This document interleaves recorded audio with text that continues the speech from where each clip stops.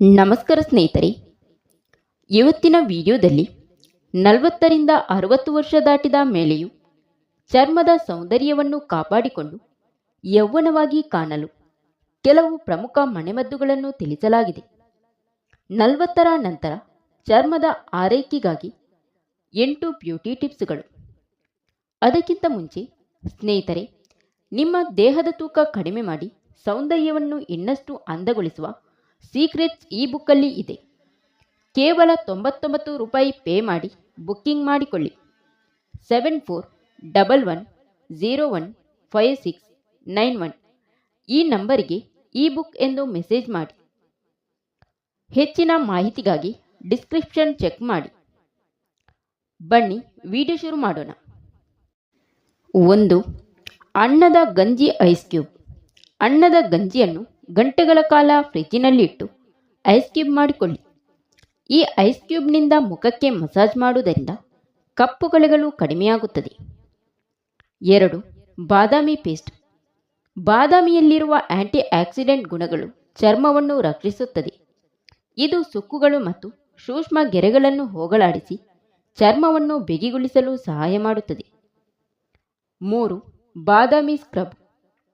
ರಾತ್ರಿ ನೆನೆಸಿದ ಬಾದಾಮಿಯ ಸಿಪ್ಪೆ ಸುಲಿದು ನುಣ್ಣಗೆ ಪೇಸ್ಟ್ ಮಾಡಿ ಮುಖಕ್ಕೆ ಹಚ್ಚಿ 2 ನಿಮಿಷ ಬಿಟ್ಟು ಸ್ಕ್ರಬ್ ಮಾಡಿ 15 ನಿಮಿಷಗಳ ನಂತರ ತೊಳೆಯಿರಿ. 4. ಕಡಲೆ ಹಿಟ್ಟು ಮತ್ತು ಹಾಲು. ಎಣ್ಣೆಯುಕ್ತ ಚರ್ಮದವರಿಗೆ ಇದು ತುಂಬ ಒಳ್ಳೆಯದು. ಇದು ಚರ್ಮವನ್ನು ಬಿಗಿಗೊಳಿಸುತ್ತದೆ ಮತ್ತು ಕಲೆಗಳನ್ನು ಕಡಿಮೆ ಮಾಡುತ್ತದೆ. 5. 1 ಚಮಚ ಕಡಲೆ ಹಿಟ್ಟು ಮತ್ತು 2 ಚಮಚ ಹಾಲು ಬೆರೆಸಿ 20 ನಿಮಿಷ ಹಚ್ಚಿ ನಂತರ ತಣ್ಣೀರಿನಿಂದ ತೊಳೆಯಿರಿ. 6.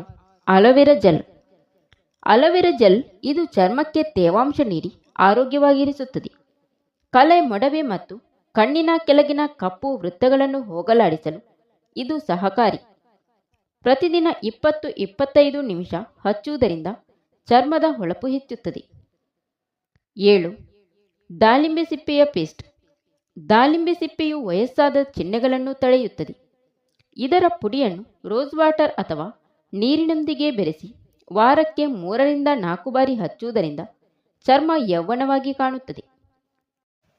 8. ಟೊಮೆಟೊ. ಟೊಮೆಟೊ ಮುಖದ ಮೇಲಿನ ಸುಕ್ಕುಗಳು, ಬ್ಲ್ಯಾಕ್ ಹೆಡ್ಸ್ ಮತ್ತು ವೈಟ್ ಹೆಡ್ಸ್ ನಿವಾರಿಸಲು ಸಹಾಯ ಮಾಡುತ್ತದೆ. ಟೊಮೆಟೊವನ್ನು ಮುಖದ ಮೇಲೆ ಉಜ್ಜಿ ಸ್ವಲ್ಪ ಸಮಯದ ನಂತರ ತಣ್ಣೀರಿನಿಂದ ತೊಳೆಯಿರಿ.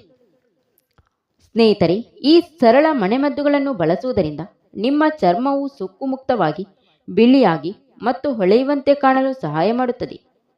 ಅಲ್ಲದೆ ನಿಮಗೆ ವಯಸ್ಸಾದರೂ ಕೂಡ ನೀವು 25ರ ಹರೆಯದಂತೆ ಕಾಣುತ್ತೀರಿ.